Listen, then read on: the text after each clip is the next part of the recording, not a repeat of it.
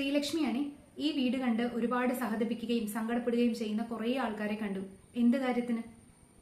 മിക്കവാറും സഖാക്കളുടെ വീടുകളെല്ലാം പണ്ടും ഇങ്ങനെ തന്നെയായിരുന്നു. ഇപ്പോഴാണ് കഥ മാറിയത്.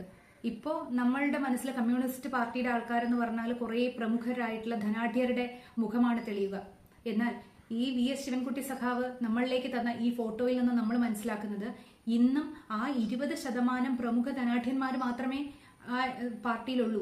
ബാക്കിയുള്ള 80% ആൾക്കാരും ദാരിദ്ര്യവും കഷ്ടപ്പാടും ബുദ്ധിമുട്ടും ഉള്ള ആൾക്കാർ തന്നെയാണ് എന്നാണ്. അവിടെയുള്ള ആൾക്കാരാണ് തങ്ങളുടെ കുടുംബം പോലും മറന്ന് ശരിയേത് തെറ്റേതെന്ന് പറയാതെ രാഷ്ട്രീയ പ്രസ്ഥാനത്തിൽ നിൽക്കുന്ന മുൻനിരയിൽ നിൽക്കുന്ന ആൾക്കാർ കൊല്ലടാന്ന് പറയുമ്പോൾ കൊല്ലാനും ചാവടാന്ന് പറയുമ്പോൾ ചാവാനും നടക്കുന്നത്.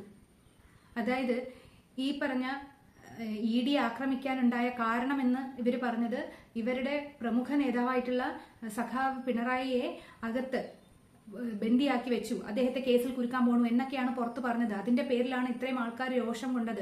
പക്ഷെ തിരിച്ചറിഞ്ഞ് അദ്ദേഹം പറഞ്ഞത് എന്താണ്? എത്ര ലാഘവത്തോടെ, എത്ര ചിരിച്ച്, എത്ര ഉല്ലസിച്ചിട്ടാണ് അദ്ദേഹം പറഞ്ഞത്.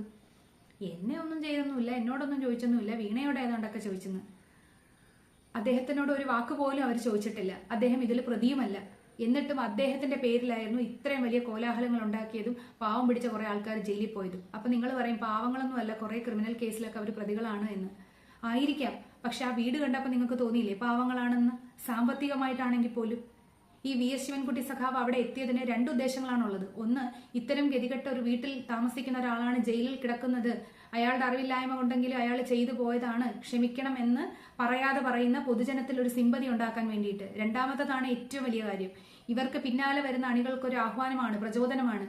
കണ്ടില്ലേ, ഇതുപോലെ എന്ത് പ്രശ്നം വന്നാലും നിങ്ങൾ നിങ്ങളുടെ തോന്നിയ പാട് ചെയ്തോളൂ, നിങ്ങളുടെ വീട്ടുകാരെ സമാശ്വസിപ്പിക്കാൻ ഞങ്ങളുണ്ട് എന്ന്. ഈ സമാശ്വാസം കൊണ്ട് മാത്രം കാര്യങ്ങൾ മുന്നോട്ട് പോകുമോ? ആ വീടിന്റെ അവസ്ഥ കണ്ടില്ലേ? ഈ പറഞ്ഞ VS ശിവൻകുട്ടി സഖാവ് അവിടെ വന്നു. ഇതിനു മുൻപ് എപ്പോഴെങ്കിലും ഈ പ്രമുഖ നേതാക്കൾ ആരെങ്കിലും ജനങ്ങൾക്കൊന്നും ചെയ്തു കൊടുക്കണ്ട, പക്ഷെ അവരുടെ വാക്ക് കേട്ട് കൊല്ലാനും ചാകാനും നടക്കുന്ന ഈ അണികളുടെ ജീവിത സാഹചര്യങ്ങളെ കുറിച്ചെങ്കിലും മനസ്സിലാക്കാനുള്ള മിനിമം ബോധം അവർ കാണിച്ചിട്ടുണ്ടോ?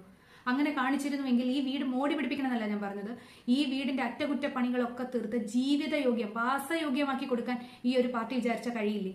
പാർട്ടി ഫണ്ട് എടുക്കണ്ട, ഈ പറഞ്ഞ പ്രമുഖരായിട്ടുള്ള ധനാഢ്യന്മാരുടെ കോടികൾ എടുക്കണ്ട, ഖജനാവിൽ പൈസ ഇല്ലെന്ന് പറഞ്ഞ് ഖജനാവിൽ നിന്ന് എടുക്കണ്ട. ഇവരൊരു വാക്ക് പറഞ്ഞാൽ സ്പോൺസർ ചെയ്യാൻ എത്ര പേരുണ്ടായിരുന്നു? അതിലൊരാളോട് പറഞ്ഞെങ്കിൽ സ്പോൺസർഷിപ്പ് കിട്ടുമായിരുന്നല്ലോ. ചെയ്തു കൊടുത്തില്ലല്ലോ.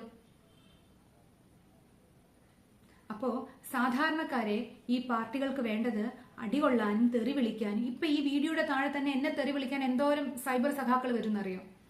അതിനുവേണ്ടി മാത്രമേ അവർക്ക് ആവശ്യമുള്ളൂ. അല്ലാതെ ഈ പാവപ്പെട്ട അണികളുടെ ജീവിത സാഹചര്യമോ സാമ്പത്തിക സ്ഥിതിയോ ബുദ്ധിമുട്ടുകളോ ഒന്നും അവർക്കറിയണ്ട. ഒരു 10 നോട്ട്ബുക്ക് സ്കൂൾ തുറക്കുമ്പോൾ ഏതെങ്കിലും മറ്റേ ഈ ലോക്കൽ കമ്മിറ്റിയുടെ ഭാഗമായിട്ട്, റെസിഡൻസ് അസോസിയേഷന്റെ ഭാഗമായിട്ട് കിട്ടിയാൽ ആ കുട്ടികൾക്ക് അതായോ? ഇതെല്ലാം പോട്ടെ, ഇവരുടെയൊക്കെ മക്കൾ വിദേശത്ത് നല്ല രാജ്യങ്ങളിൽ. എന്താണ് അച്ഛന്റെ ജോലി? എന്റെ അച്ഛൻ മുഖ്യമന്ത്രിയാണ്. എന്താണ് അച്ഛന്റെ ജോലി? എന്റെ അച്ഛൻ വിദ്യാഭ്യാസ വകുപ്പ് മന്ത്രിയാണ്. എന്താണ് അച്ഛന്റെ ജോലി? എന്റെ അച്ഛൻ അഡ്വക്കേറ്റ് ആണ്, എന്റെ അച്ഛൻ MB ആണ് എന്നല്ലാതെ, എന്റെ അമ്മ ടീച്ചറാണ് എന്നല്ലാതെ എന്റെ അച്ഛൻ ജയിൽ പുള്ളിയാണെന്ന് പറയേണ്ട ഗതികേട് ഇവരുടെ ആരുടെ മക്കൾക്കില്ലല്ലോ. എന്നാൽ ഇവരുടെ വാക്കും കേട്ട് തുള്ളിയതിന്റെ പേരിൽ ജയിലിൽ കിടക്കുന്ന ആൾക്കാരുടെ മക്കൾക്ക് എന്താണ് പേര്? ജയിൽ പുള്ളിയുടെ മക്കള്. ഇന്നത്തെ പിള്ളേരല്ലേ എന്തെങ്കിലും അങ്ങോട്ടും ഇങ്ങോട്ടും കിട്ടിക്കഴിഞ്ഞാൽ കളിയാക്കാൻ വേറെ വല്ലതും തിരക്കി നടക്കുവോ? ഈ കൊച്ചുങ്ങളുടെ മുഖത്ത് നോക്കി പറയില്ലേ നീ ജയിൽ പുള്ളിയുടെ മകളാണോ മകനാണെന്ന്? അന്നേരം ഈ കുട്ടി എന്ത് പറയും? എന്റെ അച്ഛൻ വർക്ക് ചെയ്യുന്ന രാഷ്ട്രീയ പാർട്ടിയിൽ ഒരു അപ്പൂപ്പനുണ്ട്, ആ അപ്പൂപ്പനൊരു മോളുണ്ട്, ആ മോളിൽ ഏതോ കേസ് അന്വേഷിക്കാൻ വന്ന പോലീസ് മാമന്മാരെ തല്ലിയതിനാണ് എന്റെ അച്ഛൻ ജയിലിൽ കിടക്കുന്നത് എന്ന് പറഞ്ഞ് മനസ്സിലാക്കാനുള്ള ബോധമുള്ള കുഞ്ഞുങ്ങളാണോ ഇതൊക്കെ? അപ്പോ ഈ പറഞ്ഞ അടിയും വഴക്കും പ്രശ്നങ്ങളും തല്ലും ഒക്കെ കിട്ടുമ്പോഴും അനാഥമായി പോകുന്നത് ഓരോരോ സാധാരണ അണികളുടെയും പ്രവർത്തകരുടെയും കുടുംബങ്ങളാണ് എന്നുള്ളത് റിയാലിറ്റിയാണ്. ഇതിൽ രാഷ്ട്രീയം മാറ്റിവെക്കൂ. ഒരുപാട് ആൾക്കാർ ഇതിന്റെ പേരിൽ രക്തസാക്ഷികളായിട്ടുണ്ട്. ആ രക്തസാക്ഷികളായ എല്ലാവരെയും ഈ പാർട്ടികൾ സംരക്ഷിക്കുന്നതായിട്ട് നമുക്കറിയോ.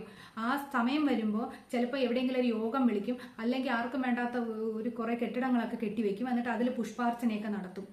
അതല്ലാതെ എന്ത് കാര്യമാണ് ആ കുടുംബത്തെക്കുറിച്ച് പിന്നെ അവർ ചിന്തിക്കുന്നത്? ആ വീട്ടിലുള്ള ആൾക്കാർ പണിയെടുത്താൽ പിന്നെ അവർക്ക് ജീവിക്കാം. സഖാവ് പുഷ്പൻ ഉണ്ടായിരുന്നല്ലോ, തുമ്മൽ പനിക്ക് പോലും വിദേശത്ത് ചികിത്സയ്ക്ക് പോകുന്ന ഈ രാഷ്ട്രീയ പാർട്ടിക്കാരെന്തേ അദ്ദേഹത്തെ കൊണ്ടുവന്ന് ചികിത്സിക്കാത്തത്? അദ്ദേഹത്തെ ചികിത്സിച്ചിട്ട് ഇനി ഇവർക്ക് എന്താ കിട്ടാനുള്ളത്? അപ്പോൾ ഒരു കാര്യം ഈ പാർട്ടികളുടെ പേരും പറഞ്ഞ് തല്ലുകൊള്ളാനും ചാകാനും നടക്കുന്ന ആൾക്കാർ മനസ്സിലാക്കേണ്ടത്, നമ്മുടെ കുടുംബത്തിന് അവസാനം വരെ ഉണ്ടാകുന്നത് നമ്മൾ മാത്രമാണ്. ദാനം കിട്ടുന്നത് എന്തും ഒരു സമയപരിധിയുണ്ട്. ആ പരിധി കഴിയുമ്പോൾ ദാനം നിൽക്കും. ദാനം നിന്ന് കഴിഞ്ഞാൽ പിന്നെ നമ്മൾ എങ്ങോട്ട് പോകും, എന്ത് ചെയ്യും? കുട്ടി സഖാക്കളുടെ കാര്യം ഇതൊക്കെ തന്നെയാണ്.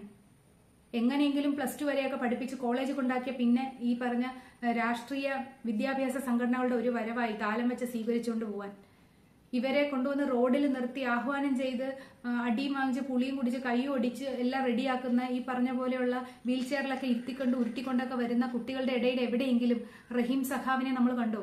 അദ്ദേഹത്തിന്റെ കൈയൊടിഞ്ഞോ കാലൊടിഞ്ഞോ ഈവൻ ഒരു പോറൽ പോലും നമ്മൾ കണ്ടോ? കണ്ടില്ല. എനിക്ക് തോന്നുന്നു അദ്ദേഹത്തിന് നല്ല സാമ്പത്തിക സ്ഥിതിയുണ്ട്. അദ്ദേഹത്തിന്റെ ഭാര്യയും നല്ല രീതിയിലുള്ള ഒരു ടീച്ചറാണ്. അപ്പൊ അദ്ദേഹം ഇപ്പൊ 10 ദിവസം ചെന്ന് ഈ പറഞ്ഞ പോലെ ജയിലിൽ കിടന്നെന്ന് വെച്ചൊന്നും സംഭവിക്കാനൊന്നും പോണില്ല. അതേപോലെ സാധാരണക്കാരന്റെ പിള്ളേരുടെ അവസ്ഥ എന്താണ്? 3 വർഷം കഴിഞ്ഞ് ഇറങ്ങുമ്പോൾ ഡിഗ്രി സർട്ടിഫിക്കറ്റിന് പകരം എല്ലാ ദിവസവും പോലീസ് സ്റ്റേഷനിൽ ചെന്ന് ഒപ്പുവയ്ക്കാൻ വേണ്ടിയിട്ടുള്ള കുറെ കേസുകൾ ഉണ്ടാവും. പാസ്പോർട്ട് കിട്ടുമോ? ക്രിമിനൽ കേസ് ഉണ്ടെങ്കിൽ ഈ നാട്ടിൽ നിന്ന് പോകാൻ പറ്റുമോ? ഡിഗ്രി കംപ്ലീറ്റ് ചെയ്യാതെ ഏതെങ്കിലും ടെസ്റ്റുകൾ എഴുതാൻ പറ്റുമോ? പിന്നെ പിൻവാതിൽ നിയമനങ്ങൾ എന്ന് പറയുന്നത് എന്ത് അടിസ്ഥാനത്തിൽ അവിടെ കയറിയിരിക്കും?